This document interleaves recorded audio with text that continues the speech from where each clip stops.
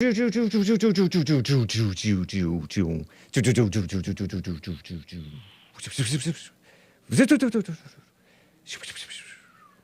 we're off. It is Tuesday, August 29th, 2023 AD. Nice. Shout out to my intern.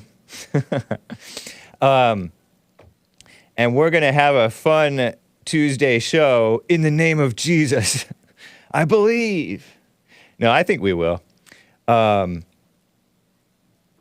Hake's t-shirt collection is greater than JLP's polo collection. Whoa. Big words there from the Facebook crew. What will we talk about? Se acabó. There was an unwanted kiss. Oh, I don't have a picture of it. Maybe I can pull the picture in. In the Women's World Cup. Should there even be a Women's World Cup? This woman who had all these tattoos all over her arms got a kiss on the lips from a Spaniard man, a Spanish man, and he may be prosecuted. Hawaiian Electric Company, their stock went way down, I guess, and then it went up again, but not as high as it was after news about the fires. You know, the fires? And one of theirs might have caused a morning brush fire. Was that related or was it not related to the wildfires in Lahaina that destroyed that town and a whole bunch of people? Terrible. Walmart bashing, some other mess going on in the world. Climate activists, not scientists. Well, the scientists are not much better, are they? They love to stay paid. We covered that yesterday. But I may tell you about a story from D.C., blocking roads in D.C., and the cussing liberals are like, we know the planet's melting. You're doing this wrong. There's another way to protest rather than blocking our roads. We got to get to work. And they're cussing. Angry liberals cussing all the time. And some other things. There's this black female athlete I've been meaning to talk to, and other stuff. Pocket headlines. We'll see what we get to, all right? That boy who never went to heaven, but he said that he did because he thought it would get him some attention. His story was so shallow, unlike the story from David Williamson, that we covered in church with JLP and on Friday on the JLP show. So all that, perhaps, and your calls, if you would like to call in. But anyway, guys, let's get right on with the show! 1, 2, 3, 4. Oh, it's the Hake Report. The Hake Report. La, la, la. Oh, it's the Hake Report. The Hake Report. La, la, la. Hey, guys! Oh, it's the Hake Report. The Hake Report. La, la, la. Oh, it's the Hake Report. The Hake Report. La, la, la. So, how you guys doing? I am fine. I am wearing my Unapologetic American Patriot t-shirt. Isn't that nice? I think it's nice. Unapologetic American Patriot. I bought this back in probably like 2012, 2013 or whenever. I think I bought it around the same time that I made myself a custom-made Free George Zimmerman. Protect the innocent or defend the innocent, something like that. Free George Zimmerman tee on the front, and it was roughly this color, like a blue. And on the back it said defend the innocent or something like that. Because George Zimmerman was being prosecuted unjustly. He never should have been charged or tried. Ridiculous. Clear case of self-defense. Duh. But no, they charged him with murder. Ridiculous. And I bought this around the same time. This was already designed. It's a nice thick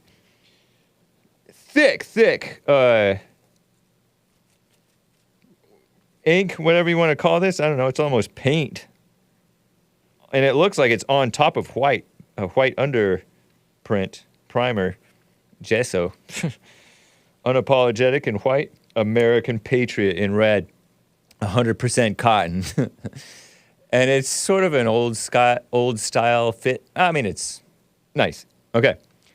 Let's keep it moving. Right? We are live on all platforms: Rumble, Odyssey, DLive, YouTube, Kick.com/The Hake Report, Facebook. I saw the Facebook crew chiming in there. Twitter. There's even one person watching on Twitch. I'm live on Twitch every day. Did you know that? Except when I'm suspended, which is not very common. So that's cool. Anyway, let me dive right into this story about the kissing thing. I'm not a fan of that kissing stuff, but some of those people are. It depends on the culture, right? Hashtag, or however you say that in Spanish, se acabó. Se acabó. And what does that mean? It's finished. He's done. Or something like that. The far-left female-run outlet The Skim reports the Women's World Cup kissing scandal. It's a scandal. I barely even heard about it. I barely even heard about the Women's World Cup. I would see it sometimes in the CNN headlines, and I would skip it. Because who cares? Who knows? Who cares? Boring. The U.S. were kicked out of it anyway because they couldn't stand up to it. They were not that great this time. Evolved into a criminal investigation.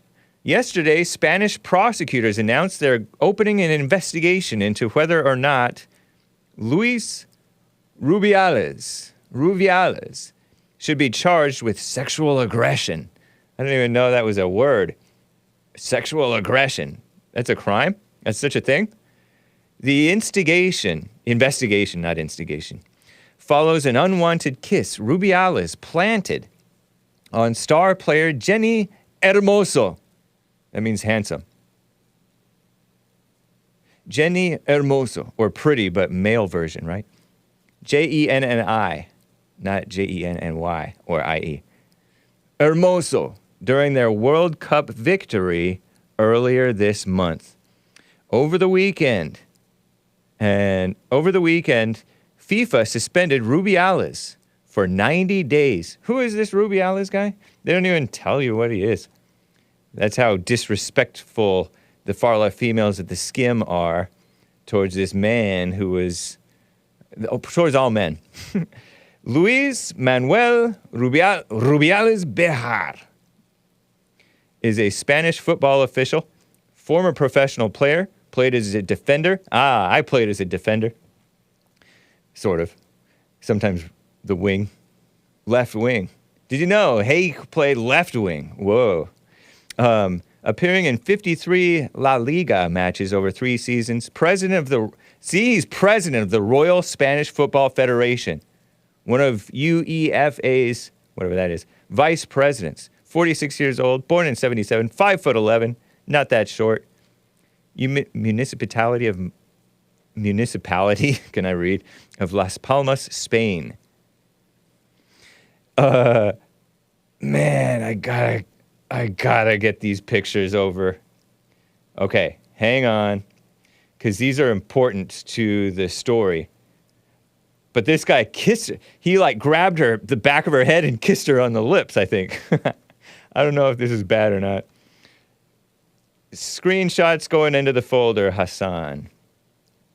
Hopefully they copied. They're just called screenshots. So you guys can see what happened. Some of you guys probably already saw it. Don't do sexual aggression, kids, whatever that even means. I even hate to say the words.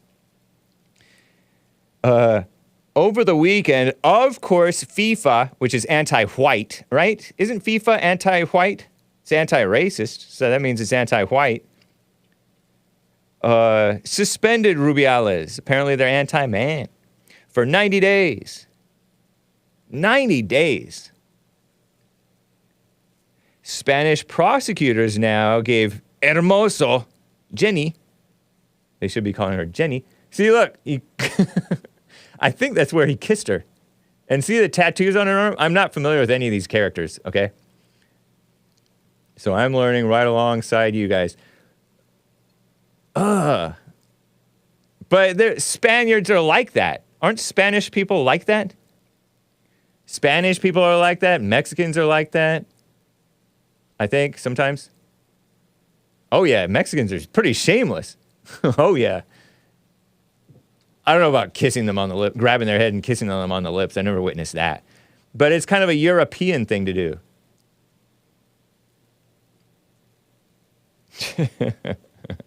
James has so much jealousy for never kissing a girl, says Wayne Stapleton. You don't know me. Never unwantedly. Never a star soccer player who might be... Never mind. I'm not going to get into that. So they're giving... The Spanish prosecutors are saying, Jenni Hermoso, you have 15 days to file a so-called sexual assault complaint against this man Luis Rubiales, which they need in order to move forward with a case against him. Are they volunteering this? And this is that gal. I guess it's that gal. Sort of a light-skinned, dark-skinned, Hispanic sort of thing.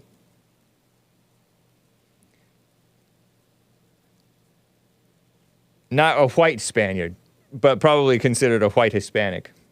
But anyway, Rubiales has refused to resign. This guy who has refused to resign amid this drama. He's vowed to fight till the end. And get this is funny. Luis Rubiales, his mother, locked herself in a church in southern Spanish, writes the far-left females of the skim. It's called Southern Spain, skim ladies. Yeah, ignorant ladies. Busybodies. And is on a hunger strike. His mother, he kissed her, right? He kissed this gal. And his mother's locked herself in a church and is on a hunger strike. She said she plans to strike day and night over the inhumane hunt against her son. Mama. Show that guy. Show the, I don't know if I think I have a picture of him somewhere. Oh, did I include that one of, I don't know if I include, oh, okay, yeah.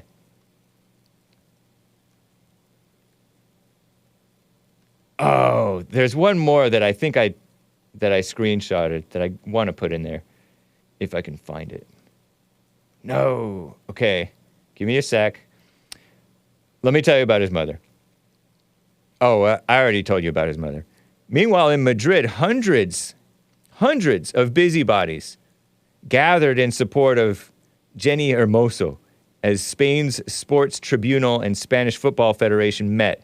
They discussed Rubiales' future and asked him to resign. They said the unacceptable behavior has caused great damage to the image of Spanish soccer. They want to abolish. This looks sort of traditional. Doesn't it look sort of traditional? I don't know how much of a kiss it was. Because not all kisses are the same. So I can't really judge on the Hake. I've never seen any Mexicans kissing in public much. Only not morally straight ones. I've seen kids in public a few times. No one should kiss in public, says Latine. I know, but this is, look at that. He's grabbing the back of her head. That's more of a Euro kiss. You know how Europeans will kiss you on the forehead or maybe on the lips? Not me, but they'll kiss a person on the forehead or lips or the cheek or whatever. Don't they like kiss the two sides of the face? When I say Mexicans, I mean Mexicans in terms of how they will just stare at a woman shamelessly and catcall maybe more shamelessly and grab more shamelessly. That's what I'm talking about with regard to the Mexicans. Latin A instead of Latinx. That's what I'm referring to. Did he give her a French kiss? Yeah, exactly. I mean, don't say that, kids. Don't do that, kids. Free R. Kelly as well. Yeah. Right. It kind of matters what type of thing it was. What did the lady say? She's all, at no time did I... Oh, man, where did this go? Ah, here it is. Okay, one more screenshot coming into the folder so you can just see the guy.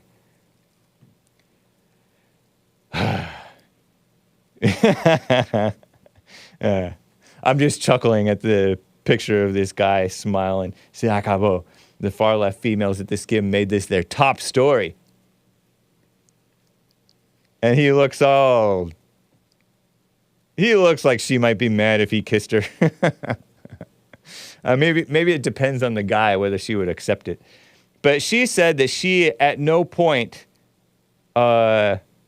consented to be kissed. It was just forceful.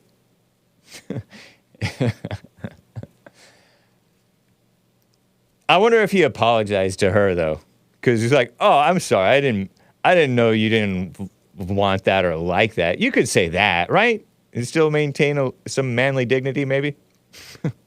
Anyway, shortly after winning its first Women's World Cup title, La Roja, I guess that's the name of the Spanish team, found itself at the center of a scandal that put sexism, no such thing, at the forefront of a sport that's struggling to overcome it. Now they just want to fall all over themselves, kissing up to women. Now players and fans are saying hashtag se acabó. It's over, and calling for Rubiales' resignation. Luis Manuel Rubiales Bejar, president of the Royal Spanish Football Federation. Resign. Terrible, huh? Ridiculous. Wayne's trying to dig into my personal life. Tell us, when was the last girl you kissed? Not counting your family members. Be quiet, Wayne. Are you one of those foreigners who's all into kissing and telling? Ugh. Nasty. Hake thinks all Mexicans steal? Asks Steve C. Where did that come from? Okay, let's keep it moving. That's the update on the dumb melodrama. Women. They complain about women in the military. Oh, harassment has gone up. A whole lot of sexism and stuff like that. Maybe they shouldn't be involved so much in that mess. In the military.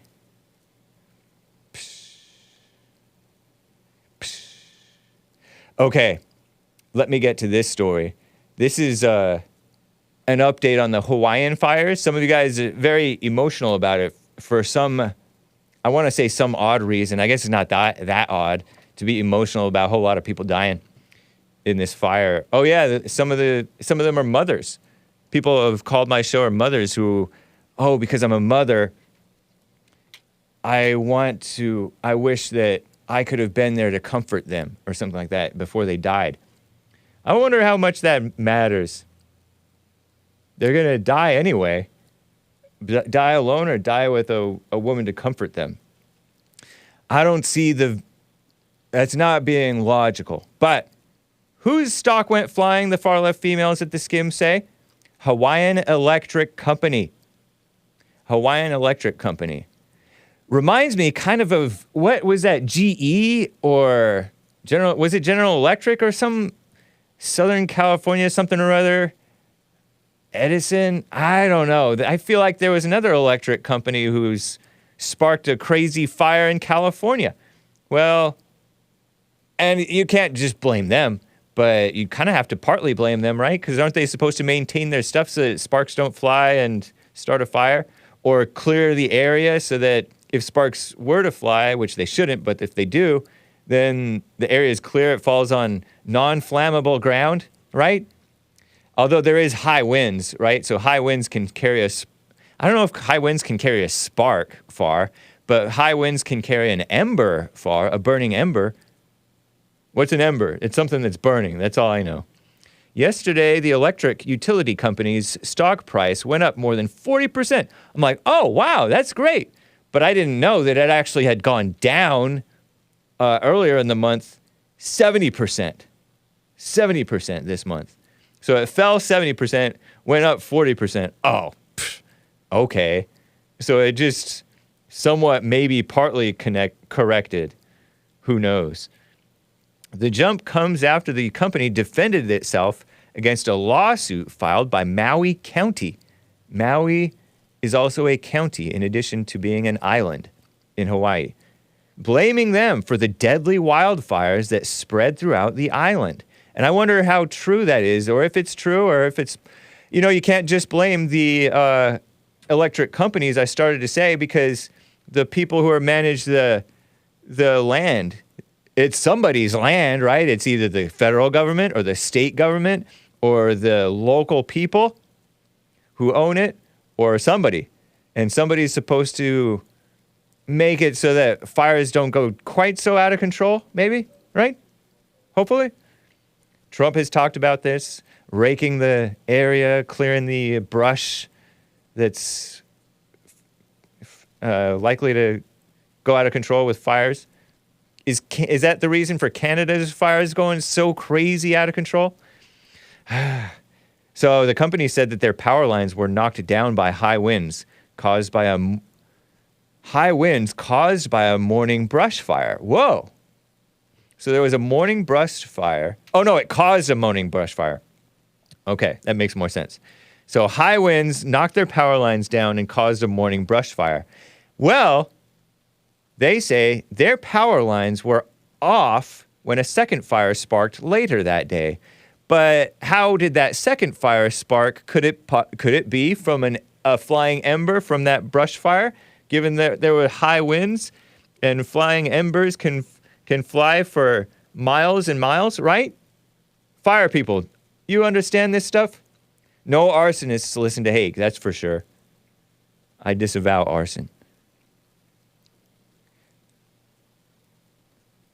Now shares of the utility company were up to $13.56, their largest jump ever, because they had their biggest fall ever, or one of their biggest falls. The stock fell about 70% this month, putting it on track for its worst month yet. Huh. I thought they said it was climate change, which it was. It is, for the sake of my channel. It is climate change, but it's also mismanagement and corruption and incompetence. Who knows? You're never going to get the truth out of these people because they're not honest. Liberal run area. Maybe there's a few honest people. Maybe we will get a little bit of truth out there. Right? There are honest people in Hawaii. Some of them call into the JLP show. Have I ever heard from somebody in Hawaii? Let me get to Grant in the UK. You can call in 1-888-775-3773. Grant, thanks for calling, man. How you doing? Hey, I'm okay. Can you hear me clearly? I can. Happy Men's History Month. Nice. Nice. That's cool to say that. You too. Thank you. I was just listening to the end of... Sorry if I seem to ask questions that aren't on the topic that you're talking about. So you're fine, man. What do you want to talk about? Go ahead. Yeah, I was listening to the end of Jesse's show just then, and he said that it's... I'm paraphrasing, but he says something along the lines of, it seems like the way people get to God or, like, contentment is through pain. And I was wondering, do you think... Have you ever heard the saying where it says, I can't remember how it goes, it's like good men create... No, bad times create hard men create... Something like that, and it's like a cycle of, like, life where hard times will create strong... Right. Mm-hmm. Do you think that the only route in our modern day to find God for maybe everyone is to go through hard times, or do you think there's someone out there who doesn't let the world affect them in any way and is content no matter what? Or do you think that the cycle of having to go through a hard time creates the men that have contentment in their heart? I think that it helps. I don't know if it's necessarily. But I think that it helps, because even the Bible talks about, let me not be too rich that I forget God or something like that. And let me not be so poor that I'm tempted to steal or whatever. Of course, rich people are tempted to steal too. But so I think that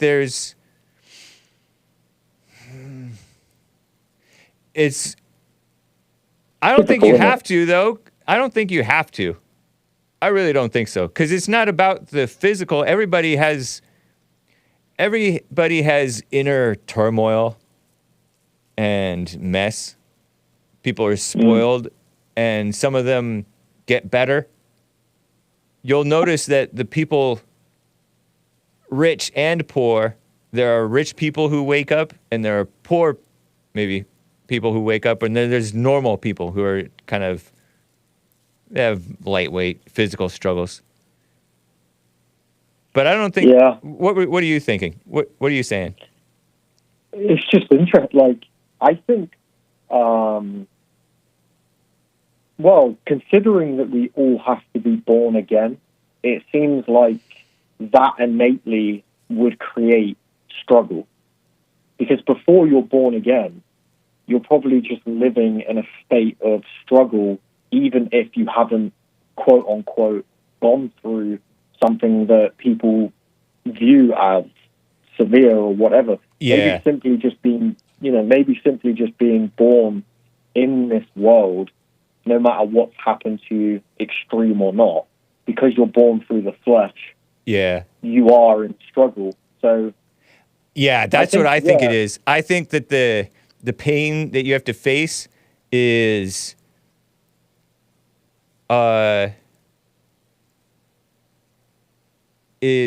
fleeing temptations, letting go of ego attachments, things like that, which is something that worldly shallow people will say, oh, he's never known struggle, or oh, he's only had struggle. It has little to do with the spiritual inward pain that people face, that everybody either faces or runs from and covers up. Right. Yeah. I mean, really quick as well, like there was that thing that you guys were listening to, and then I went to listen to it, that guy called David Williamson. Yeah. And the near-death experience. The near-death experience. And yeah, that was really, really profound to me as well, because something Nick said he said it in church, I think, like that I really agreed with is I completely believed him. Like my heart and my gut could just, I think we can innately see if someone is doing something through their own wants and desires, and if someone's doing something through truth. And I think that when I listened to that guy speak, it was like obvious that he was speaking from a place of truth. Yeah. And yeah, like through my own experience, it just seems like there is no escaping pain. And because before we're born again, we interpret pain as something against us, or something that we don't like. We have a sense of fear from it before we're born again. Now that if something like severe happens to me in the world now, and I don't overreact, it's because I'm living within the spirit and I don't listen to the flesh. So it seems like it's just like every single human being has to go through the experience of being reborn, which is, in some respects, pain. Yeah. I suppose so. Yeah. Cool. Nice, man. Yeah, man. All right, cool. I just wanted to hear your opinion. Right on, Grant. Appreciate you, man. It's all right, yeah. Well, I'll say it to you as well, happy Men's History Month, which is so, I love it. That's going to become, I feel like in the next 20 years, that's just going to become something they say in schools, and that'd be great. Maybe. But, who knows? Yeah. All right, man. Well, have a good rest of your day. All right. Thank you, sir. Take care. Thank you. Bye. Bye. Grant in UK. Pain. Is pain required to wake up? Nice. Let me tell you about this story. I mentioned the climate activists yesterday. Frustration at climate activists blocking roads. It's happened in the UK. Speaking of the UK, it's happened elsewhere. Speaking of elsewhere. But this time it happened in DC. I didn't know that they... I guess they would. Why wouldn't they? And there's so much cussing. I'm not going to play the clip at this time. But there are videos shared by Ford Fischer, F-O-R-D, that's his first name, Fischer, F-I-S-C-H-E-R. And he tweeted this out yesterday, I want to say, early morning or so. Video thread on Saturday morning, DEC emergency, D-E-C, declare emergency, right?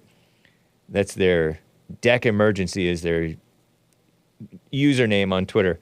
We are deeply within a climate emergency state, but people are not aware of it. And that's their quote from Professor Hans Schellnhuber. Schellnhuber. S-C-H-E-L-L-N-H-U-B-E-R. Director of Potsdam Institute. Siren emoji SOS surrounding that statement. So they're climate radicals. Climate, want to be... pretending like they're protecting the environment in their minds, right? The climate activists blocked a street in Washington, D.C. again,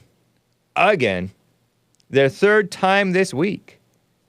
This time, several drivers got out and started yelling, "I want to go to work." And more than that, they were cussing. Woman cussing, a black dude may have been cussing, helping, an Asian-looking man anyway, maybe have been cussing. The woman was definitely cussing. Why are women so cussy nowadays? They cuss more than it. It's ridiculous, some of them. But this Asian man was ripping the banner from the people. They're sitting on the ground, Indian style, and pushing them, dragging them, or at least dragging their banners and throwing them off to the side, grabbing their banners out of their hands. And it was video taken by Will Allen Dupraw. Will Allen Dupraw. Wall and Upraw. He's a photojournalist and a videographer in D.C. and Charleston, South Carolina.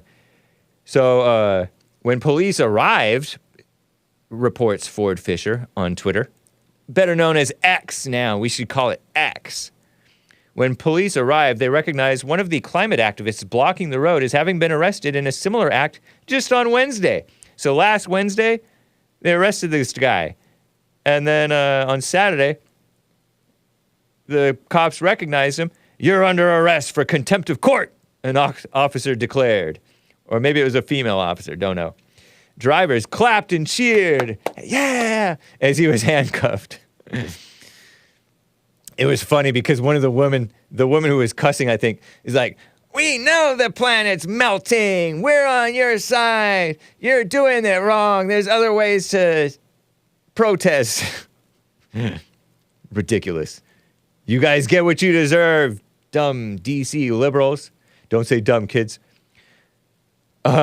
Police typically give 3 warnings before arresting roadblockers, but this was their third time, so they were expecting maybe another warning. These roadblockers in D.C.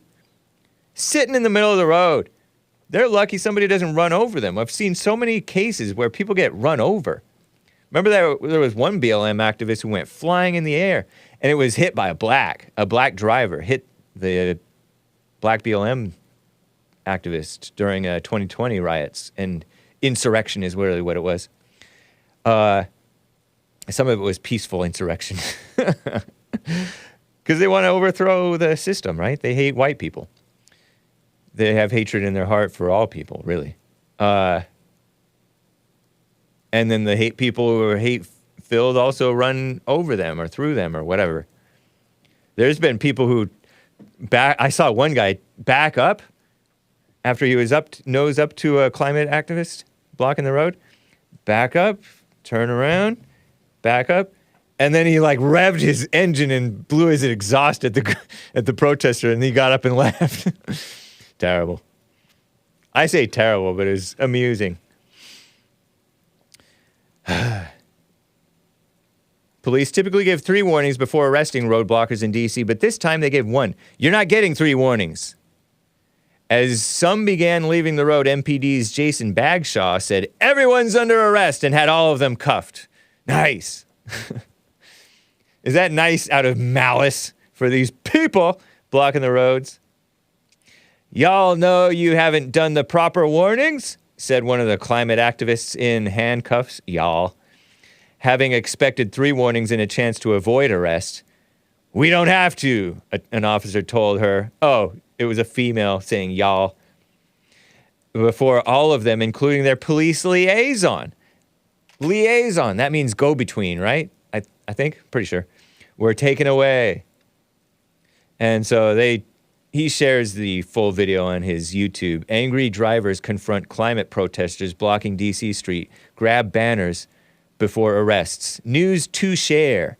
News with the number 2, share, all one word, N2S reports on YouTube.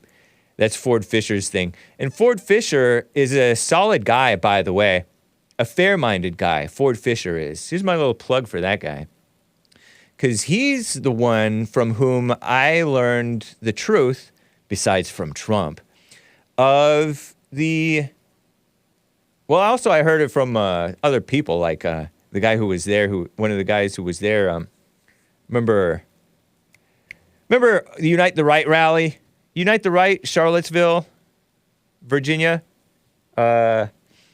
When the female white Black Lives Matter supporter, I guess that's what she was, got hit by a car allegedly. She had maybe a heart attack and she died after that, getting hit by the car when the James Fields, I think it was James Fields, drove into the crowd. He was getting his car beaten on by Antifa. You can see video of his car getting beaten, and like it looked like the rear light got smacked out, like at least broken. At least the cover got broken maybe by a Antifa with a stick before he drove down that alley and drove into that crowd full of blacks and whites and BLM activists and so-called anti-racists protesting against these whites who were protesting the tearing down of General Robert E. Lee's statue and other monuments and things. Unite the Right. Trump told the truth. Richard Spencer said there were civic nationalists there. Richard Spencer was an alt-right guy at the time, I guess. Civic nationalists, which just means people who are pro-America. They don't like the tearing down of these monuments. Basically like what Trump is. Trump is like, he's for America, all races. He wants the immigrants to come in, but legally. I don't want the immigrants to be coming in like this. I think we have other solutions. Get rid of all this birth control stuff and subsidies and stuff like that. And get rid of welfare and unemployment and minimum wage so that the people go back to work so we don't need these immigrants. Nothing wrong with being a nationalist, says Rich L. Indeed, indeed. It's all about the heart. So Ford Fischer was there on the scene, and he told the truth about what happened. It was mostly the left attacking the right, the anti-racists attacking the so-called racists. The whites were not, by and large, the aggressors, with the exception of those people who were like eagerly punching and getting into fights. There was one group, and it was not that guy who was called a crying Nazi. I don't think that he was necessarily eager for getting into a fight. There were others who were, though. They were like ready to fight because they're so sick of Antifa, and they got angry about it. Antifa attacking innocent people.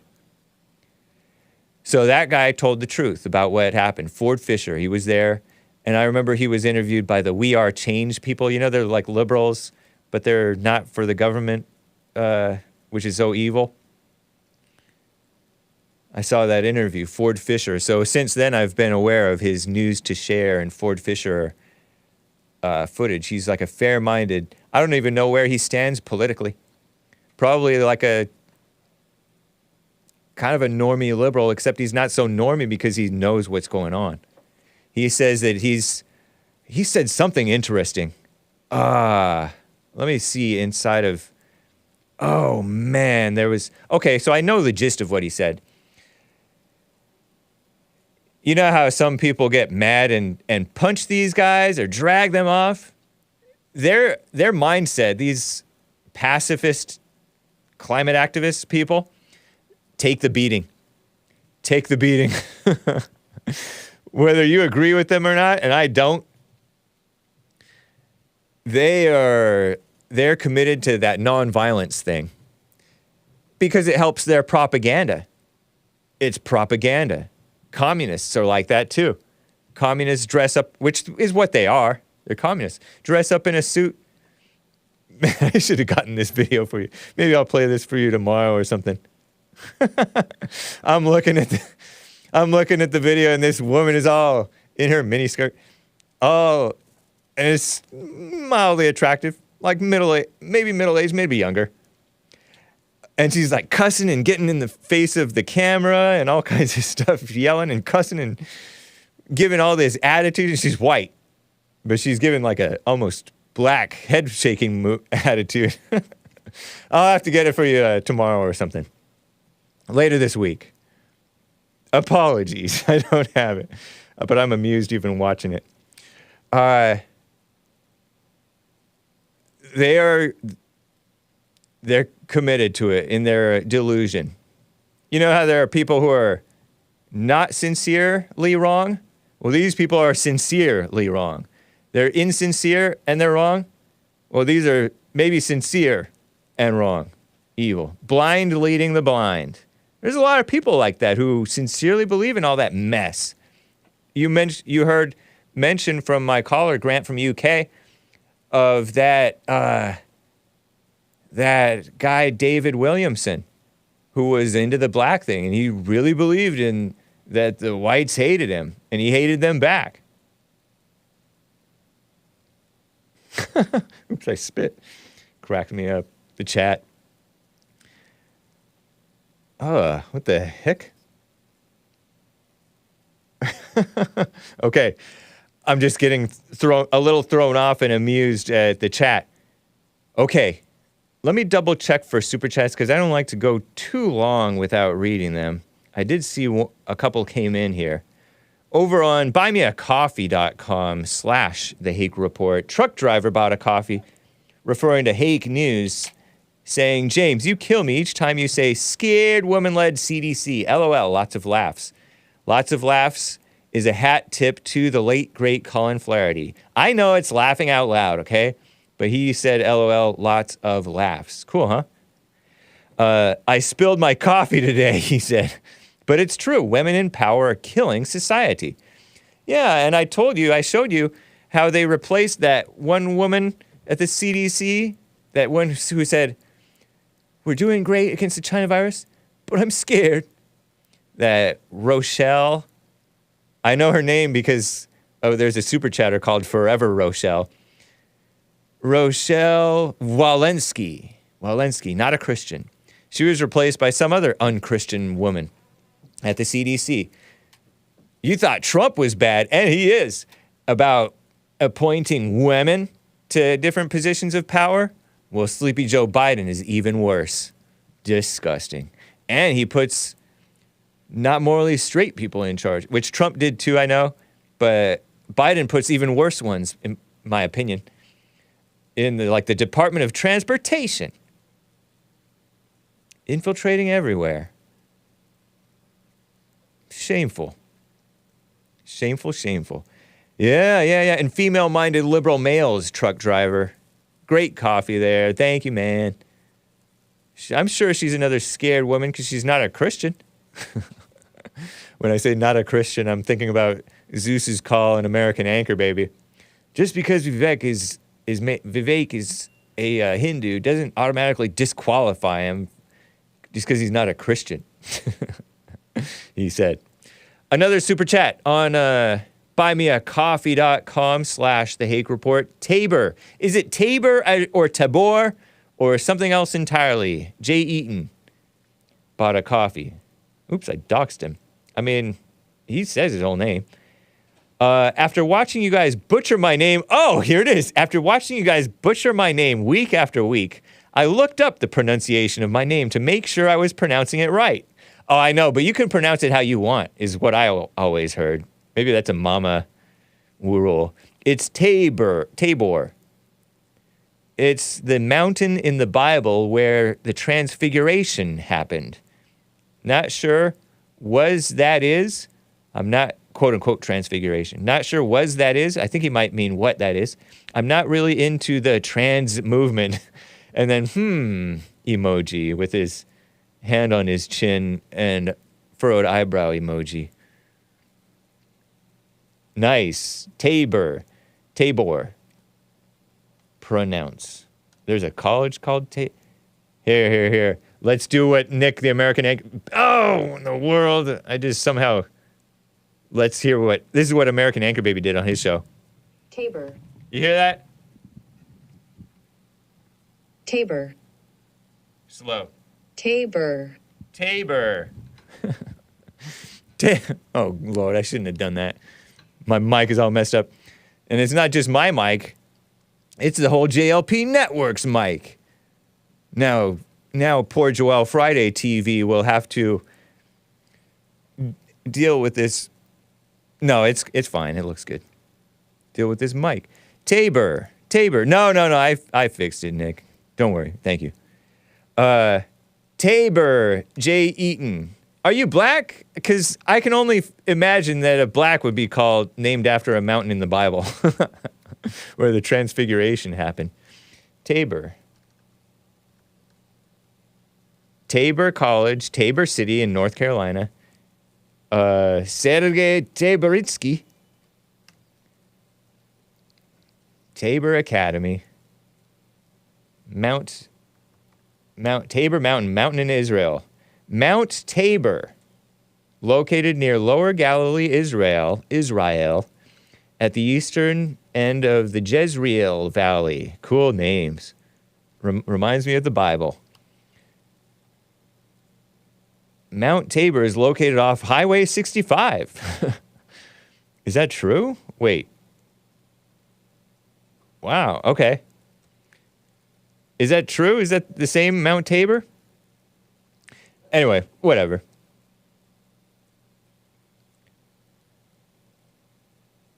It's mentioned in the book of Jeremiah, the Old Testament. But with a different name, I guess. And Josephus, too, the historian, wrote about it, too. Cool. Mount Tabor is shaped almost like half a sphere, suddenly rising from rather flat surroundings and reaching a height of 575 meters, 1,886 feet. That's considered a mountain? That sounds like a hill. Maybe that's still a mountain. Dominating, I don't know, my meters. That's just like 3/8 of a mile, right? Something like that. That's not that tall. I guess it's pretty tall. Anyway, they call it a mountain. Yeah, they say Highway 65. Who knew? All right. Well, thank you, Tabor J. Eaton. I'm glad that we now have no excuse for butchering your name, because we kept on calling it Tabor. Your super chats are not a bore, not to Hake anyway. Let me check over on D Live and elsewhere. We're fine all there on Rumble, the Rumble rants. Thank you, guys. Let's cover this real quick. Sha'Carri, speaking of names, I kept on calling her name Sha'Carri. Do I have her pictures in the folder? Like a folder of Sha'Carri? Yeah, Sha'Carri Richardson. I told you guys about her in Hake News last week. Sha'Carri Richardson.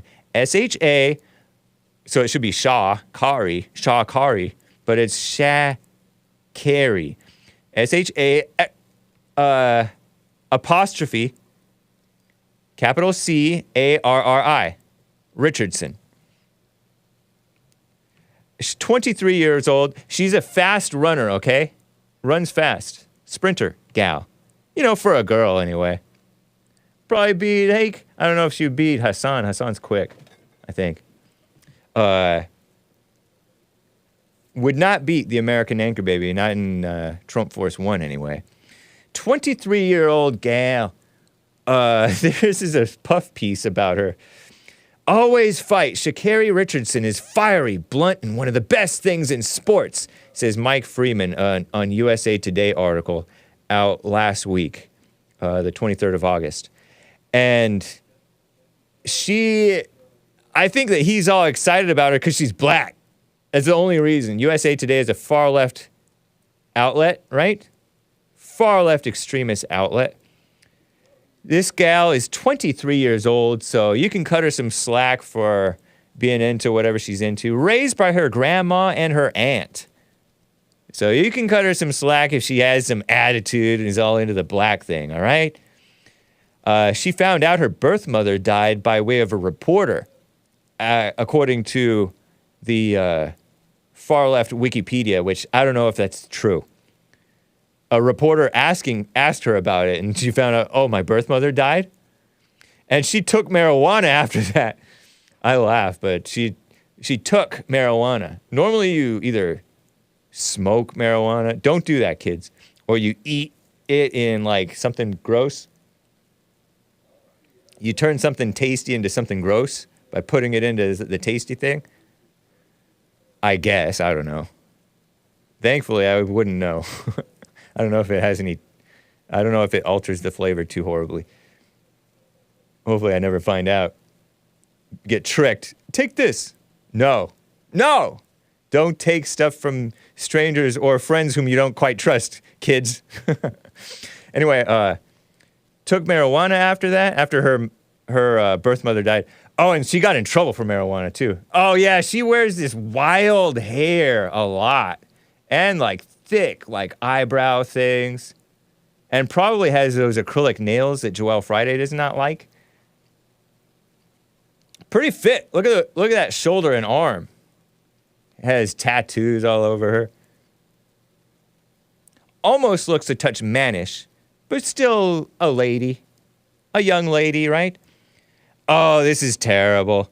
I almost don't even want to repeat this.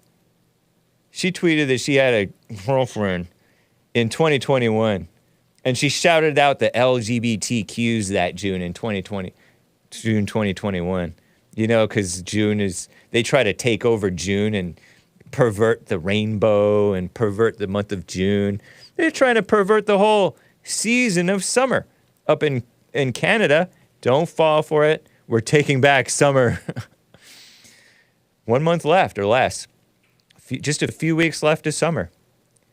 So USA Today, Mike Freeman is all excited about this. He's writing that she's unapologetically black after Sha'Carri Richardson became the fastest woman in the world at the 2023 Track and Field World Championships Monday in Budapest, Hungary. This is a couple weeks ago, right? Or so. At least a week. Running a 10.65 to win her first ever world title. 10.65 seconds for 100 meters. That's pretty fast. That's flying. I think I could run a 13 when I was a freshman in high school. Or maybe it was 14. No. Really? I could have run faster than 14. I don't know. But 10.65, that's some hefty fast twitch muscles. And she's just shy of Flo Jo. But Flo Jo, who's dead, so she died. It's controversial because she might have had the wind behind her. So anyway, I don't want to take anything away from Flo Jo. Rest in peace, Flo Jo. I was a kid when she was in the Olympics. Or a young man, anyway. Faster than the speed of some starships, says Mike Freeman, this guy, this male who wrote this USA Today article. Black. She said in a post-race press conference that in some ways was entertaining as a sprint. In it, Richardson, who doesn't often speak to the media, showed why she is one of the strongest, fiercest, take no mess American athletes. I learned what mess was by being on the JLP show and hearing him talk about mess. Mess is like gossip, interpersonal drama, unnecessary anger and bickering, and attitude. That type of thing means mess. And that's what I learned mess was. So those of you who may not know, that's what mess is. I didn't know that, but I learned that. It's a black thing, I guess. Or maybe it's a Southern thing, and the whites told the blacks this. She's a multifaceted force who will irritate some people and even anger them, but in the end, always amaze them. Fawns this black dude. Show the headline again with that black guy. Is like the first screenshot you showed. He's like fawning all over this guy. You see him right underneath the headline. Zoom in on that person's face, because this is the person who's like worshiping this 23-year-old girl. And he's like, oh, old. Well, not that old. He's like all worshiping this black young woman. She is, to be blunt, one of the best things going on in all of sports, he says. She is also, without question, and greatly and admirably, unapologetically black, he writes.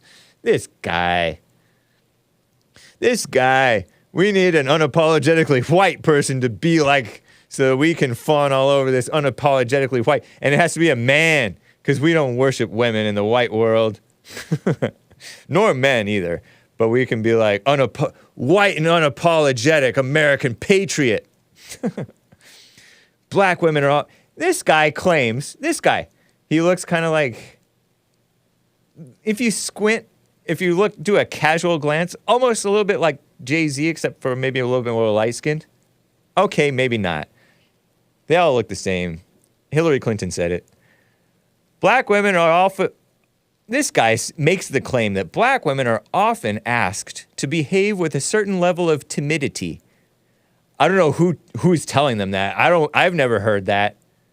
Maybe that's the black world, that they're asked to behave with a certain level of timidity. That's because they're anything but timid, except for some of them are quite timid, which that's not good either. Can't talk too loudly or be too good. Who's is this in his imagination, or is this in the collective black communist false identity imagination? I said communist because it's collective, right? Collective black imagination. They're asked to not be too loud or too good. Who told them this? Or is this in his imagination? We've seen this phenomenon with numerous black, and he capitalizes the B in the word black because he kisses up, women athletes, most notably Venus and Serena Williams. Huh? I don't know that that's true. I mean, tennis, you're supposed to be somewhat polite and ladylike. But they've mostly been somewhat ladylike, right? Those Venus and Serena. I know that sometimes they're like... Mostly the whites have been reprimanded for saying, oh, she's doing guerrilla warfare out there, or playing tennis like a gorilla. But guerrilla like guerrilla warfare, like... taking shots where you don't expect, lying in wait type of thing. That's what the guy meant. And he got in trouble because they thought gorilla like, like Matilda the gorilla. And that's supposed to be racist. And he didn't even mean it like that. And some white guy got in trouble for that. Something like that. Fired maybe. Years ago. So the whites have been asked to accommodate the blacks, if anything. But I guess they both feel their victimhood, right? The whites... because of the fake racism accusations, and the blacks because they're angry and suspicious anyway. And sometimes they're just loud, and there's nothing wrong always. It's not always wrong to be loud. Anyway, this Sha'Carri Richardson woman, according to that, this person will have none of it. She's herself and doesn't care what you think. Fawns this guy. He's gushing all over her. That type of agency is powerful, and you can see it almost radiate off of her during that press conference. If you take away the black in front of the woman, And another woman reacts the same way. She told Teen Vogue, this Sha'Carri woman told Teen Vogue is evil. They're nasty, perverted. It's not considered as sassy or aggressive, she says. I think that's in her imagination too. My personal opinion. And this guy says, she's far from perfect. She's made mistakes. She will make more. I wish that the whites would be treated with such grace. But no, I don't. I don't mind it. It's something to talk about, the double standard. This is what people in their 20s do, he says. Yeah, I mean, I know, kind of like that one kid. Remember that kid? 13-year-old Justin Bieber, when he said, American Anchor Baby reminded me of it. That joke about, why are blacks afraid of chainsaws? Because it says, run, N-word, N-word, N-ga. Funny. But the person said, don't say it, and he said it. And he was not even in his 20s when he said that one. But, his career is fine. But he, gushed and apologized or something, I forget. Her social media habits are all, at times, questionable. And even someone who is extremely pro-black has made a horrible mistake in liking an anti-Jamaican post on Twitter. And I have no idea what this backstory is, but is it okay to criticize Jamaicans? Shout out to the Jamaicans. I know some Jamaicans. But it's okay to criticize I don't know what this specifics are, but horrible mistake. If you're pro-black, you can't like an anti-Jamaican post. Dumb. She seems to have learned from those days without losing her brashness. Those lessons may have actually started taking shape several years ago. The attention comes with the big personality, and I have no problem with it, Sha'Carri said to the New York Slimes in 2021, when she was probably 21. It makes me work so I don't end up looking crazy. So, what a mess. Raised by her mother and her grandma and her aunt. And she was suspended for pot. But she took pot, according to her, because she was grieving for her mother. I laugh, but it's terrible. So, another lost but talented young lady being celebrated for dumb stuff. Ridiculous. Anyway, let me get to more of your calls after this break. It's Men's History Month. I'm past the top of the hour. Now it's time for some music. It's Stavesacre time. Manly voiced, sort of, liberal Stavesacre, Christian band from the 90s. St. Eriksplan, parts 1 and 2. I hope you enjoy it. You musical Philistines is from the 1999 album Speakeasy. St. Eriksplan, E-R-I-K-S-P-L-A-N, all one word, and Saint is S-T, like street, but Saint. St. Eriksplan, part 1 and 2, parts 1 and 2. Hope you enjoy it. I'll be right back to talk you through it.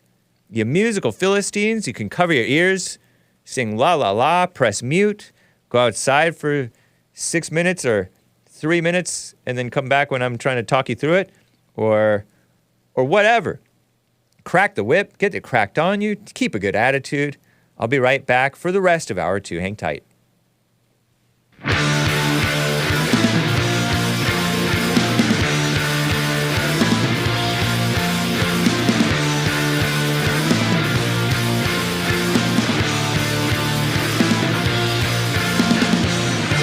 Strong fell silently, and still needles and empty dreams.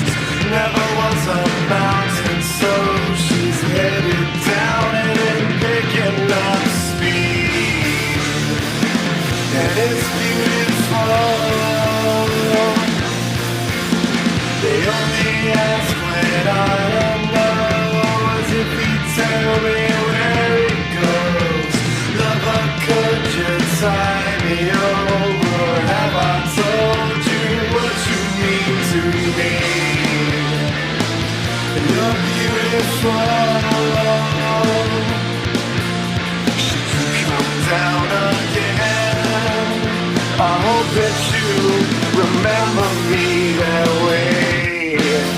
The story's reached its end, and now I walk away, start over somewhere else, where no one knows, no one knows, no one knows my name.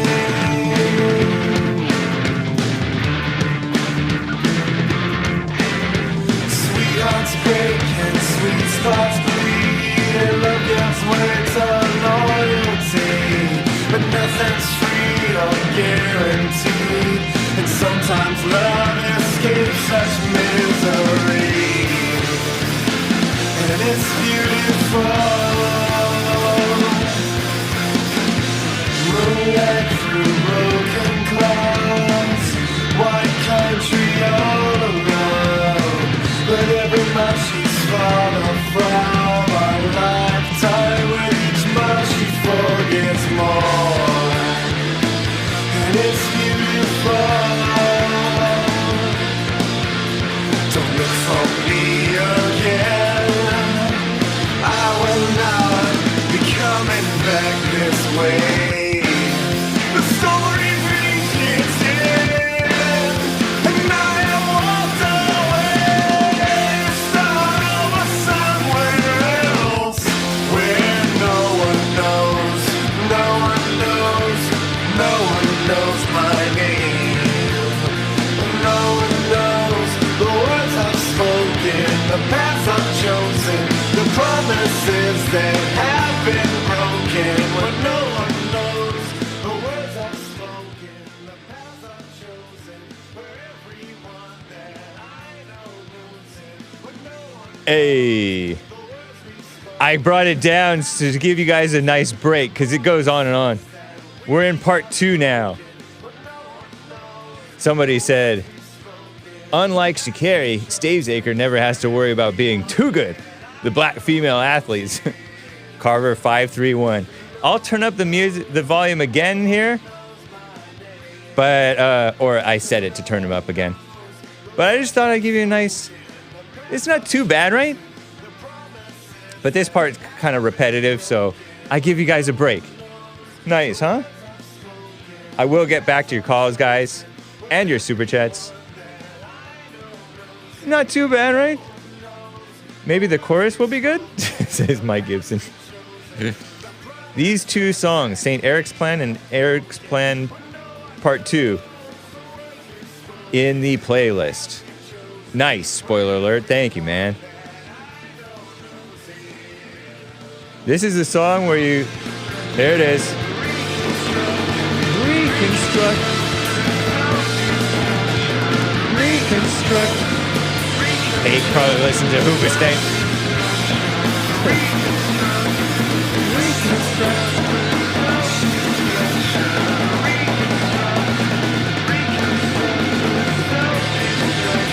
No, I don't listen to Hoobastank. No, they don't cuss. Reconstruct through self-destruction. I have more videos to make for you guys. The song is Skipping Hake. No, it's like that. It's artistic. They're jamming. They're jamming. The background is nice to look at least. Yeah, we're looking at the Mount Wilson Trail from Sierra Madre. Beautiful area. Next to Arcadia, north of Arcadia. Next to Pasadena. Beautiful area. Hassan playing with the volume. No, that was Hake. I turned it down so we could talk over it. Hake talking over this? Not great. Reconstruct, build back better. Communist. Through self-destruction. I like the noises. I'm a fan of noise. Amazing song. Thank you, Fresh and Fit 8. Fresh Fit and 8. Is this annoying? Or is it kind of cool?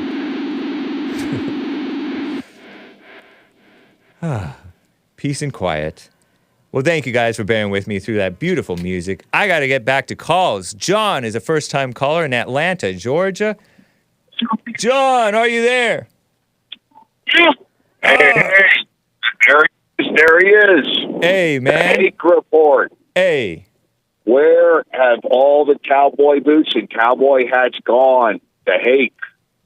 Used to receive freight over the road 20, 30, 35 years ago. Big warehouses. Nothing but cowboy boots, cowboy hats. Today, you can learn 3 or 4 languages in 6 months if you keep your ears open. Wow. What happened, Mr. Hake? I'm going to say it was the massive airlifts out of Eastern Europe after the civil wars that were there in the 90s. Oh, okay. Nice. So anyway, this is what we have today. We have massive immigration, a lot of these industries being taken over. Where has the white man gone? I'm out here every day, and the people are just diminishing. Our own people that were born here. Yeah, it's true. It's a shame, but we're doing it to ourselves. Self-inflicted. Yeah. Self-inflicted through the radical others are governments. inflicting it too, and they're piling on, and there's demons are celebrating, but it couldn't happen without our own failure. So Well, the Democratic war machines that have received money through the back door of the White House all these years, not just the past 3-4 years, 5, 6, 10 years ago. It started back in with the Clintons, with those massive airlifts out of Eastern Europe, the backdoor money, then the Chinese, the 8 years they were there, and now it's strongholds that are all around the country, particularly in the big cities. I've seen it again and again. I've been in transportation my whole life, 40 years. wow. No one talks about that. Yeah. No one talks about. They don't talk about the, of course, the canceling of the white man. I've been in corporations at time clocks that canceled out the white man before canceling was ever heard of. Yep. 108 white men, 2 black men, and today that warehouse has 210 drivers. You know who you are in Florida. You know who I'm talking to, the big corporation with the grocery. And today, take it to the bank, no pun intended, there's 30 whites and 175 blacks at that same time clock that I was at 30 years ago as a young man. So, are you a first-time caller, John? Yes, I am. Okay. All right. Your voice sounds familiar. That's why I ask. That's wild, man. Okay. Yeah. I just happened to be at the large company for 10 years. Highest compensation from warehouse to grocery store in the United States in those days. And behind the scenes, the corporation was taken over. They were, whether it was a federal lawsuit, whatever it may be, they hold the record. I call it the switch out of the white man myself. That's just my own terminology. Yeah. It's there. It's real. Yeah. And thankfully, your shows that are there between JLP and yourself speak the truth. And it's music to my ears. And we've been listening for a while, myself and my co-driver. We drive 48 states now. So that's just my thank you. Right on, and man. That's my country music and cowboy boots and cowboy hats that used to walk on those docks in those days. Where have they all gone? That was a spoiler alert gives me a tip in this chat saying that's from Paula Cole. Where have all the cowboys gone? And that's who was walking on the dock. So I thought that was my reality for the rest of my life in this country. Yeah. And others. And that's not how it was worked out. And it was planned out a long time ago. The money was handed over back in Eastern European days, just like it is today, as far as the over-the-road. A lot of these corporations operate overseas. Yeah. If you're not familiar with trucking, their dispatch, their payroll, and the profits are sent back over to the Eastern European countries, in particular Serbia. Wow. And any truck drivers that are on the road or they're familiar with this background, O'Hare Airport, strongholds of the Serbians, give them a call. Give Mr. Hake a call to give me an amen, because it's real and it's true. So, yeah, I just thought I'd give you a little update, and people need to be aware of this, because they're fleecing our country of our dollar, of our profits on the back of the Americans that were born here. So I don't know if that's too heavy or that's right in line with your show, but I really appreciate your time. I just wanted to say that. It sounds like commie capitalism to me, kind of globo homo commie capitalism, where the government and these corporations have made it so that it's not for America and American workers and American businesses.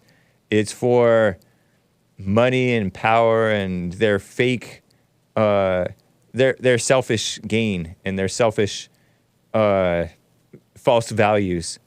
Yeah. I mean, it could come down to so many different factors, including just self-hate of their own American people. Right. That they don't believe that the Americans should be in charge of their own destiny and the what you would call our sovereignty, of course, is at stake.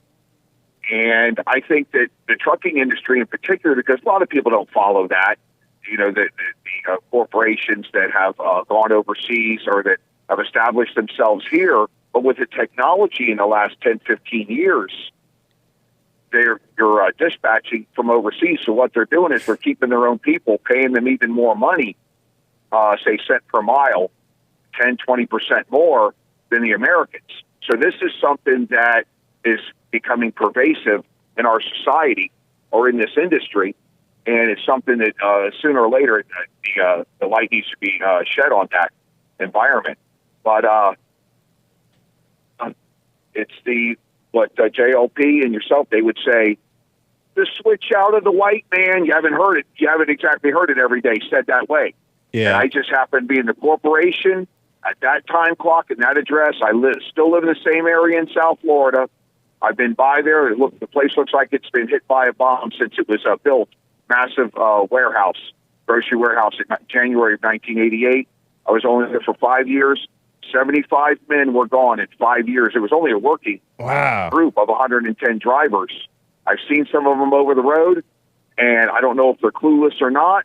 Is that after Clinton took over? Mm-hmm. Is that from when Clinton? Is that when Clinton was in there? Yes. Because 88 the 90s. is late 80s, early 90s. Mm-hmm. And by that was Bush. No, that was Bush. Bush. Yeah. Early 90s was Clinton, 92 or 93 or whatever. Right. Okay. Right. Early on, that's right. It was Bush Sr. and then Clinton after that, of course, in 92, 93 for 8 years. Yeah. And so there was you could not have 99% of anybody. Today, people would go to jail in that corporation that did that. Not to be excessive, but in other words, but they sold out their own people. The guys that were at the very top, they know who they are, and I know who they are. Yeah.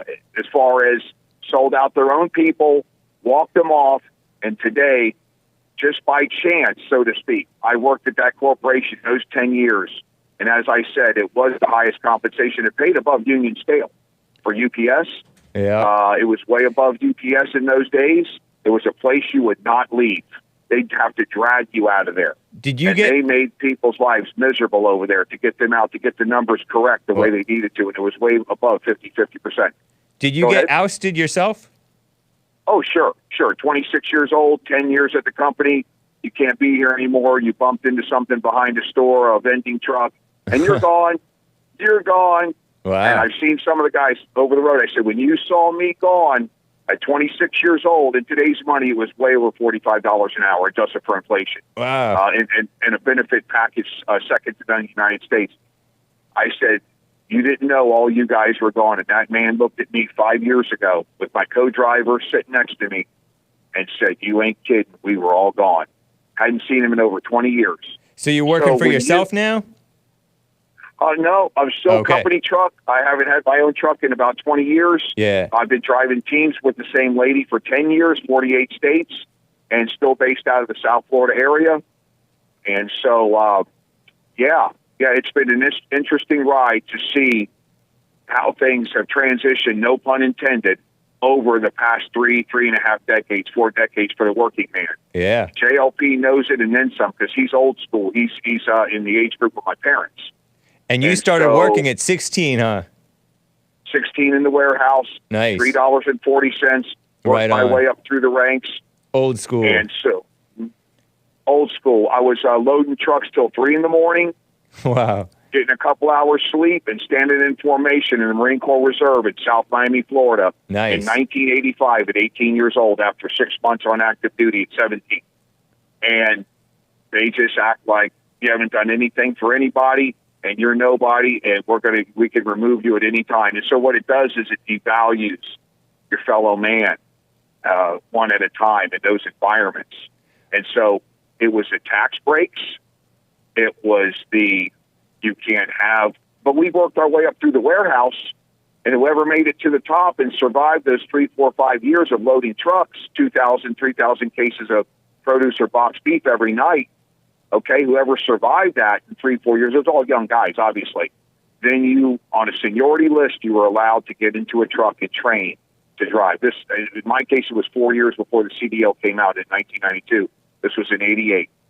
And so when you live that and you see the results of your hard labor given off to someone else, just like your boss says, if you don't mind me saying it, the jobs were given away Right. to others. And Yeah, I mean- still people want more and more.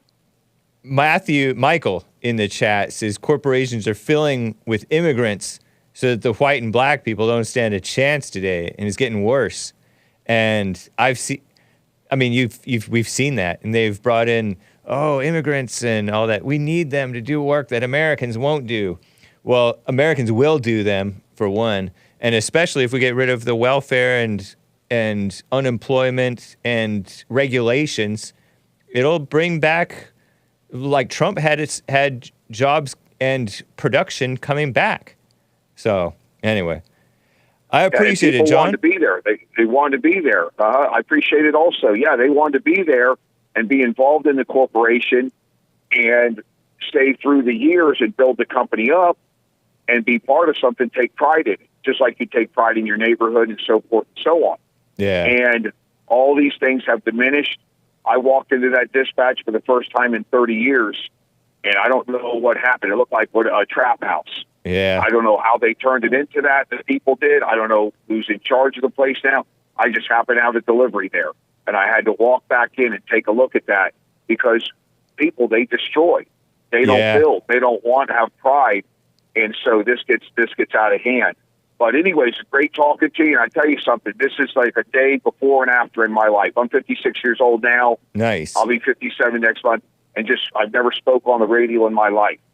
And just to say the truth about what the circumstances were, live through it, and see those people aren't making equivalent to what we made then. Those employees that are there now, they're probably making about $30, $35 an hour. Which And is that's still not a worth decent wage in South Florida. That's quite good, but it's not worth as much as it was worth back in the 80s or 90s or 2000s even. Money is so those cheap men, now. I knew many of those young guys that were drivers, and the great majority, as I said, were gone. I grew up with them in the neighborhoods, in the suburbs, in North Miami, Florida, in the 1970s. Wow. Where it was heaven on earth and goodwill to men in those days, if you can imagine what I'm saying. And so those people that they replaced us with were individuals that their families and their lifestyle was probably 75% less monetarily. So they knew they could manipulate them and pay them less in the future. So this is what the bean counters would do. So they're being played out. We were canceled, but then they're played out for the next 30 years. Well, I that, say, so to speak, the present day. I say to you guys, and you've done it, is keep on trucking, chin up kings, and God will make a way because you'll be fine. And you've proven that you were fine even with what some might call an injustice. So that's cool. John, appreciate you, man. Take care. Okay, thanks. Bye-bye. All right, bye. Okay. I didn't appreciate what I had. I've been meaning to get to this for a while. Ridiculous. This is from the far left pocket. Let's see. Men, Marriage, Regret, Fatherly article, Hassan. Oh, no. Oh, no, I don't even think I got this really directly from Pocket. I might have seen a different Pocket article that linked to Fatherly, and then I saw this one right under it. I'm like, oh, no. Why do they always make... I've made this comment before, and then I will get back to calls. They always make these man-oriented liberal media propaganda outlets like the Good Men Project or Fatherly. And it's not even necessarily mainstream media, but it's mainstream media friendly, mainstream media oriented, female-minded, liberal. Oh! I'm face-palming. Looking back, I didn't appreciate what I had. 10 men on their biggest marriage regret. Marriage regret. Some of you guys are married, right? Some of this might be instructive. Subtitle. The subtitle reads, let's see. Okay, go to number 2. I have these numbered, even though there's like 11, 12, 13 screenshots or however many. Go to number 2, Hassan. Their subtitle reads, Refusing to Attend Therapy. Get that hug off the... It shows a black... I'm overreacting to this light-skinned black hugging a light-skinned black with big old hair, this gal with big old hair, and he's like hugging her all tight. Oh, not in public. Ugh, terrible. That's worse than the kiss of death thing from the... I'd rather see the kiss of that, the sexual aggression of that Spaniard man. Anyway, even though that was consensual, but it's not pretty. Refusing to attend therapy. That's one of the regrets. Not providing the right kind of support. Another regret. Forgetting their priorities. These are the marriage mistakes these men want others to avoid. This is by Matt Christensen.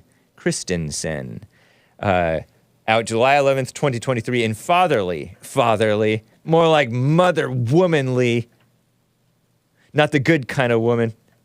If there is such a thing, shout out to the women. And the female-minded males. So he's all, find someone who doesn't have any regrets about their marriage, what they should have prioritized, what they should have said, what they should have done more frequently. And you better grab a camera because you just spotted a creature as rare as a Sasquatch. You know, like Asmodor. The thing is, everyone makes mistakes in relationships. Hopefully you interrogate them and learn to do a bit better down the road. Be better. Men, be better. Be better. That's what Oprah and Michelle Obama said to men. Okay, so let me jump down and just show these different ones. Number 3 is really number 4. Siding with my mom over my wife. Oh, no. I've been a mama's boy for most of my life. This John, age 45 from New Jersey, states, my mother is wonderful. Oh, no.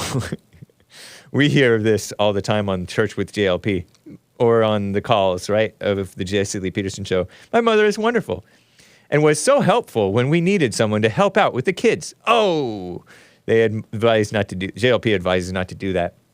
But I know a lot of times grandma will be the babysitter for a time. The problem was that I never made a concerted effort to show my wife that I was loyal to her when disagreements occurred between her and my mom. My mom. I didn't stick up for her in a meaningful way, and it caused both insecurity and resentment. It just became a big mess where I always felt like I had to pick a side, but I never could. I realized too late that my wife's is the side I should have chosen to be on. Maybe he shouldn't have even had his mother in his life so much. Meddling mama. But then he's like kissing up to his wife now, from kissing up to mama to kissing up to wife. And I needed to honor that commitment for better or worse. Once we were able to acknowledge that through conversations and therapy, oh no, men don't go to therapy. Everyone's relationship seemed to improve. It makes me wish I'd realized and done something about it much sooner. 45-year-old man. Oh no, 4A. Forgetting to care for myself. I need a little me time, said that guy in that Family Guy. I need a little me time. Always amused me, that line. Okay, so care for myself continued, part B. I got fat, pretty plain and simple. Once the kid, a lot of men do this, you'll notice that. They get fat. Once the first kid was born, I stopped exercising because I convinced myself I didn't have enough time. Listen to Satan. Then I started eating more fast food because it was easier. Sounds like Hake with work a few years back. And I also didn't have enough time to cook. When the first year, I think I put on 44 pounds. Well, some people do that more easily than others. I guess thankfully Hake has a fast algorithm. Metabolism, not algorithm. My algorithm's not that fast. Anyway. I was having trouble breathing and getting around. I was irritable, couldn't concentrate, never stopped to think that the change is because I was doing a horrible job taking care of myself. I thought taking care of himself was like emotionally, but he means physically, which is also physical, right? Emotions. But I just chalked it up. Well, I'm a dad now. Guess this is how it goes. Took me almost a year and a half to get back into shape. It's not that long. And I'll always regret the way I handled myself with such laziness. It made me less effective as a father and husband. Could have really wrecked our marriage, said Mark, age 39 from Ohio. Number 6, which is screenshot 5. Not appreciating what I have. Jealousy has always been my biggest flaw. Even when I was younger, I'd always compare myself with my friends. They always had better toys than me, says Matt, age 43 from Illinois. Their parents had more money than mine. They just had better lives in my eyes. Thou shalt not covet. That's in the Bible. 10 Commandments. Even the Jews obey that. Right? The ones who actually listen to what it says. I was constantly comparing my family, my house, my job, everything with my friends. Made me really, really unhappy most of the time. Wasn't fair to my wife or son at all. I should have been focused on the miracles that were happening in my own life, instead of always holding them up to measure against the life of other people. Right on, Matt.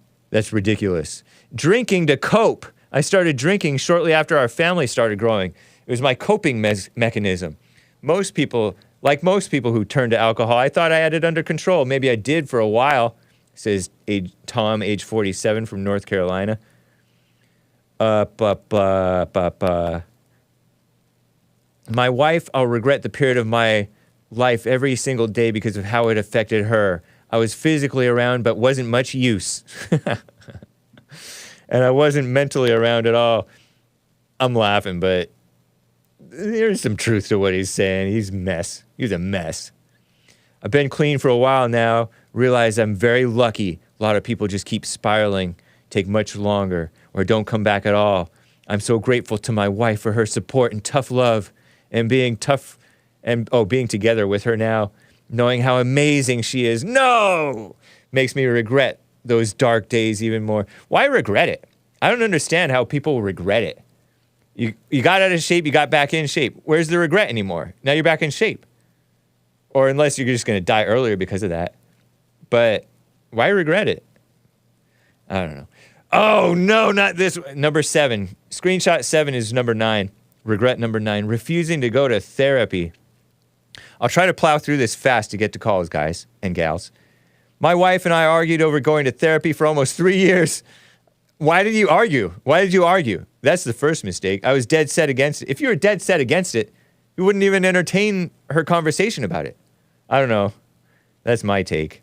When I look back, the big regret about the whole situation is that I had no good reason for not going. I just thought the two of us should be able to solve our own problems without anyone's help. Maybe you should. I don't know. And that if we did get help, it somehow meant our marriage wasn't strong. What I learned that our marriage wasn't strong. My stubbornness played a huge part in it. When I finally gave in, it was because I was sick of being asked to go rather than actually wanting to try it with an open mind. I can understand that. The persistence, that's in the Bible. The king will give the widow woman what she wants because she persistently asks rather than he just saying, stop asking. Going to therapy did help our marriage, but it's my fault it took so darn long. He didn't say darn, he cussed. I don't know, man. I think she broke your spirit, but that's my take. 40-year-old Anthony from California. Forgetting my priorities, number 10, which is number 8, screenshot 8. I wasn't ready to give up some of the things in my life when my wife and I got married, or I wasn't ready to reprioritize with respect to starting a family. Still obsessed about sports. Why are people so into sports? I mean, okay. I mean, people got their stuff that they're into. I wanted to spend time with my friends on the weekends. I don't know. I played a lot of video games. Oh. Danny, age 33 from Maryland. I spent money on more than I should have on stupid stuff. Trying to have what I thought was the best of both worlds. The freedom of an unmarried guy mixed with the love and commitment, so-called, of a husband and soon-to-be father. It doesn't work like that. I regret not understanding the importance of making sacrifices. Whatever, I guess you can make some sacrifices. But sometimes they turn into whoosh, simp. But anyway, that's nice. Oh, no, I don't like this one. This is number 9, which is really number 2. Screenshot 9, which is number 2. Regret number 2. The biggest regret I have in my marriage, says Hasib from California. Nice American name, age 36. Not being as supportive as I could have been. The biggest regret I have in my marriage is not paying closer attention. These guys are in their 30s. How do they know what to regret or not to regret? They don't know anything. I know, maybe some 30-something-year-olds are wise, right? Not paying closer attention to and supporting my wife as she changed careers. Oh, I wish I could have done a better job comprehending her struggles and encouraging her more. I can now clearly see how my lack of support affected her self-confidence and happiness, and it eats at me. So this guy's all into his emotions over her emotions. This is a silly regret, man.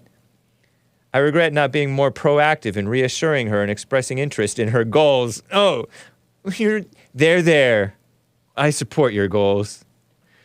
By the way, Joel Friday TV is happening in 20 minutes or so, guys.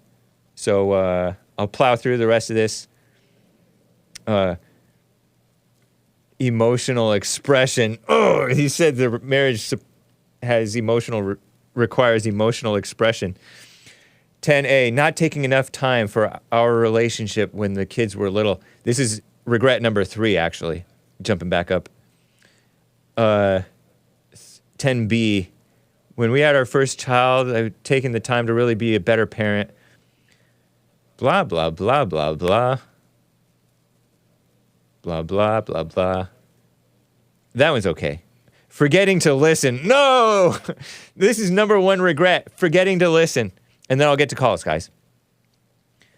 Wish I had prioritized listening to my spouse. Spouse? It says Max, age 48 in Ontario, Canada. What do you mean spouse? You mean wife? More deeply and empathetically. Oh, that's a liberal word. Makes me... I want to grab the spittoon, but I don't have time. It gnaws at me. Because I now realize the immense power of truly hearing and understanding one's partner. Oh, why is he saying partner? He's Canadian. Cut him some slack. But he's 48. You should know better. You're Gen X.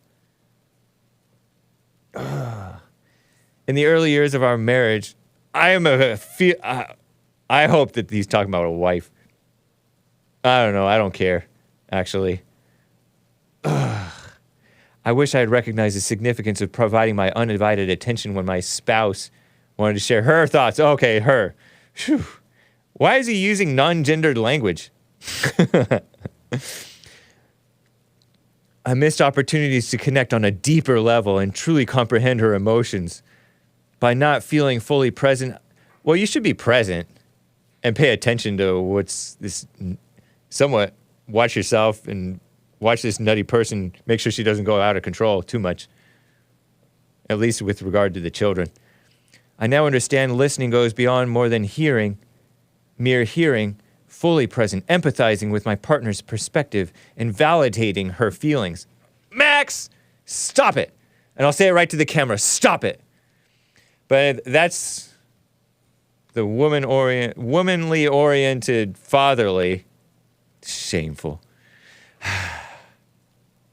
Hey, Karen in Manhattan, New York. I heard her on American Anchor Baby the other day. Karen, thanks for calling. How you doing? Yes. I'm okay. How you doing, Hake? I'm doing fine. It's your first time calling Hake on the Hake Report, I think. Or no? Yes, this is my first time. Sweet. You got banned from the chat because you got banned from the chat because I won't get into it, but this is that don't Karen. do it. Spoiler alert. Yeah, he's been clapping me out. That's okay. I love him anyway. Nice. Right on.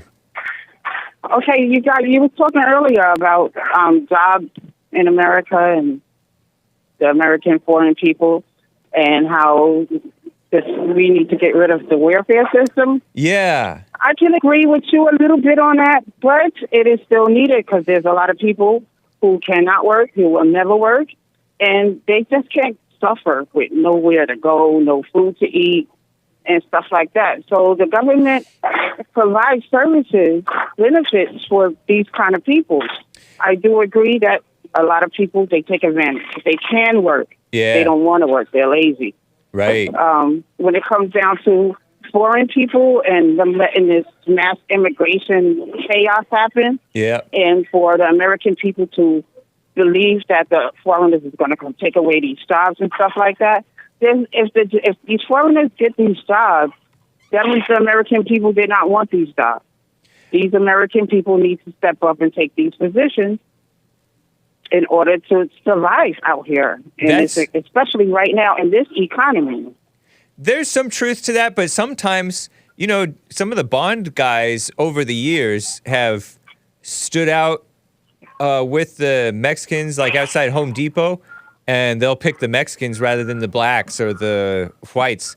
And so there's some cases where they do want those jobs, but the foreigners will get in before them. There is some truth to what you're saying, and there's truth too to what you said about the welfare thing, but I don't think that the government has business doing that. It could be somebody else taking care of those people who really can't take care of themselves. And if we got rid of minimum wage... go ahead. So you just said, you were speaking about marriage and divorce and people being single.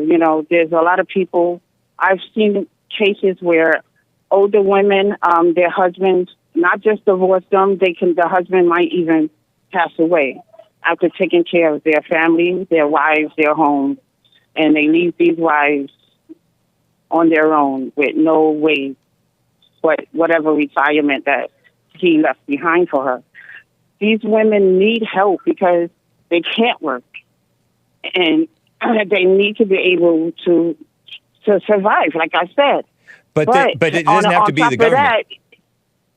It is the government. Who else would it be? They don't have any family. Yeah, it doesn't have to be the government. They don't have any work ethic. They don't have any education. Their husband's been taking care of them all their lives, most of their lives.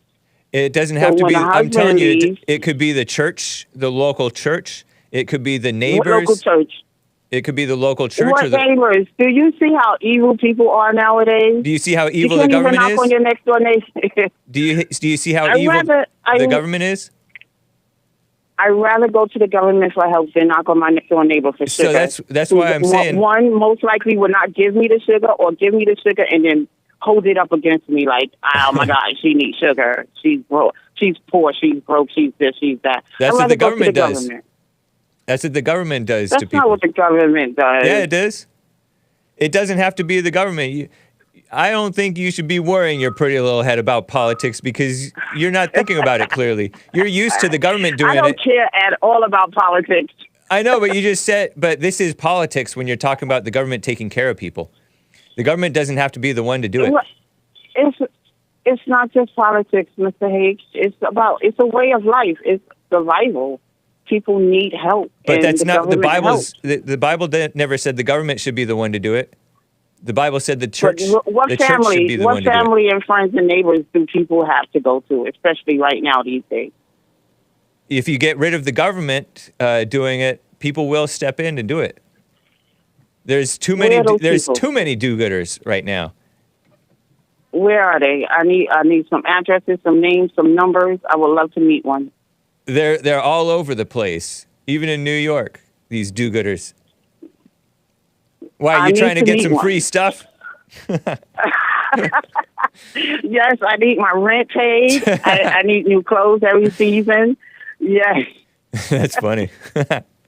No, I need to meet someone. I mean, I can't even meet a husband out here to make ends meet. I mean, I'm working. I wish I didn't have to. Like JLP says, if I had a husband, I would be at home with the kids in a house, buck naked all day, every day, just waiting for him to come home. The kids don't want to see you naked. But not in front of the kids. They'll be somewhere else. But I wish it could be that way. Unfortunately, it's not that way. Yeah, it's good to accept. If I do meet a man, it's good for men and women to accept life as it is and accept reality. Accept your lot in life and have a good attitude. Nice. Definitely. I've learned that in the past, since 2019, since this COVID-19 thing done took place. Yeah. Gotten stronger about it. I'm out here alone. Nice. And the men out here are either gay as this or they so straight they won't even look at a black female. And then when you just mentioned a little while ago about Mexicans and blacks sitting outside Home Depot somewhere trying to get picked for a job and the blacks don't get picked, it's because of the ongoing what the tradition of what black people has caused themselves and make themselves out to look. I thought of that too.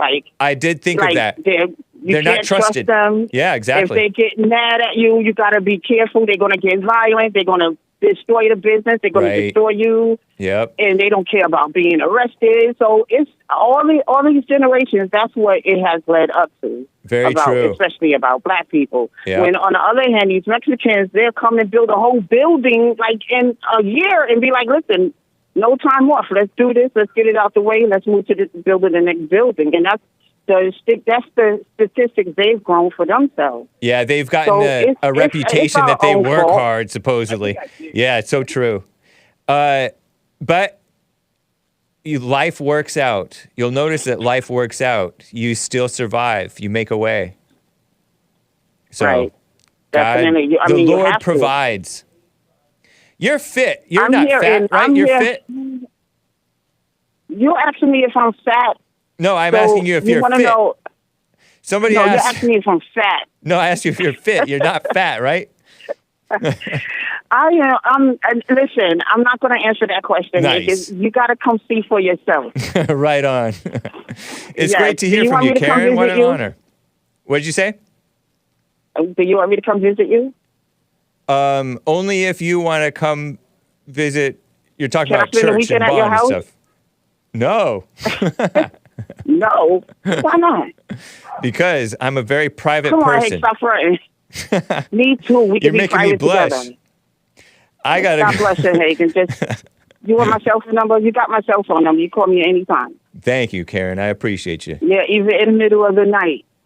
All right. Take care. You please tell everyone I said hi, especially Jesse. I wonder what he's doing right now. Nice. And the American Acabó was trying to humble me on Friday night. I don't appreciate that. And he's my new boyfriend now, so y'all going to have to talk about that. Nice. Take care, I'm going to come see the both of y'all. We're going to spend the weekend together. Happy Men's History Month to you. Happy Men's History Month. Happy White History Month. Happy Husband History Month. And Oh, Anchor hello? Baby and the American Anchor Baby really loved your conversation on Friday. I was listening to Yeah, it I on know. Saturday. He liked it. Yeah, he likes when I call in. I turn him on. Nice. All right, Karen, take care. Thank you for taking my call. It's been a pleasure hearing your voice. One last thing, you talk too much, Hake. I know. Thank you for the feedback. Yeah, right. I was on hold for a long time just here listening to you talk. All right. Take care, Karen. Thanks again. Okay. I'm sorry I have to hang up. I'll talk to you again soon. You have a blessed day. All right, you too. Bye. And I hung up first before any click, and she didn't even hang on the longest. Latin A in Cali. Let me quickly get to her. Let me try to get to all the calls. Latin A in Cali. Thanks for calling. Hi. Hey. Well, now I know I'm not supposed to hang up first, okay? I didn't know what you were Thank you. Click. Oh, yeah, you were quick on me, huh? You went click. Oh, terrible. Yeah. I grew up in a small town in Central California. Nice. And when the caller said, where did all the men go? Or what was he saying? Where did all the men go, or where did all the cowboys go? Cowboys, but it's kind of like men. There used to be cowboys in my area. Cowboys in your area? Yes. And there was more farmland, but the farmland has been disappearing. And sometimes when I go walking, like a couple of days ago, I saw where some of the white men have gone. They're like living under the bridges. Yeah. Some of them, and some of them are deceased. A lot of them have overdosed. Yeah. I have friends who are from even smaller towns in the hills near like Yosemite, Yeah. Like a lot of them have ended up on drugs like when they were teenagers, and it seems like I'm really shocked that there would be so much white people on drugs who live out in the mountains and stuff. Yeah. It seems like also it was dangerous, but because my friend had told me what happened, how like her brother and her, like they would be partying, and then like some drug pusher happens to be at the party. Usually it would be like someone a little bit older who was trying to make money. And, people like, I don't think they realize there's a danger in like going to party with people that they don't know, because they used to tell women in the old days, watch your drink. If you go to a bar, don't like look away from your drink because someone can put a roofie in there or something. Yep. Well, it can happen to men too. Right. Yeah, especially nowadays. Yes, men need to be aware of this because there are a lot of men getting out of prison who aren't gay. You know what I mean? Right. Yeah. Terrible. Yeah, watch out. It's an evil world, and it seems to be at a high point in terms of cruelty and heartlessness and cold-bloodedness. So, watch out. Fair warning, Lectine. Yeah, and when you guys were talking about like the people that pick the Hispanics over the blacks or whites for the jobs. Yeah. Well, I was at Target the day before yesterday. I know I shouldn't shop there anymore. But I needed help, and there were two women that were folding clothes, so I asked them for help. And then she immediately started speaking to me in Spanish, telling me she doesn't speak English, and basically like shooing me away to another lady that was over there that could speak English. Yeah. I do speak Spanish, but I will still talk to them in English. Right. To test their English, and she didn't know any, seemed like, and she looked like she was fresh from over the border because they don't know how to put on makeup, they don't know how to do their hair, they don't know how That's funny. They just look different. Okay, like before, the people who follow the laws,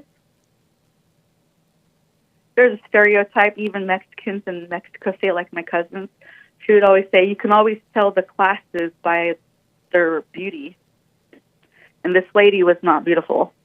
Wow, that's so funny. I wonder if she's even legal. You know what I mean? Yeah. I don't know. But so she doesn't speak English. The other lady didn't speak English. So now even a regular person with no education is going to have to compete with jobs against these non-English speaking people at Target. Terrible. Yeah, And it's true. It's next thing. the population has exploded in California, I think, and it's partly because of this type of situation with the immigrants and all that. I hate when other people will like talk crap to me and like chat and say, "Oh, I'm from Cali. I must be a liberal." You know what I mean? And it's like not even like that. Right. You know, Yep. You're from California, aren't you? In California, isn't just you? Yeah, we're in California. We're not liberals. I was Right? never a liberal, really. Latin A. You know what? I gotta cut this short. I gotta move forward to open it up for Joel Friday here, because I don't want him to start late. But I appreciate your call. Call me again. Latin A. Take care. Yeah. Yes. Thank you. Okay. Cool. Bye. William in California and the rest of the callers. William wanted to comment on my mildly attractive stuff. Man, I was trying to get to you. But now I got to play Leave Me Alone by Left Out. And well, enjoy it. It is a instrumental. It's an instrumental. Adios, America. I can't stick with you through it because I got to give up the chair for Joel Friday here. Joel Friday TV on YouTube. Bye.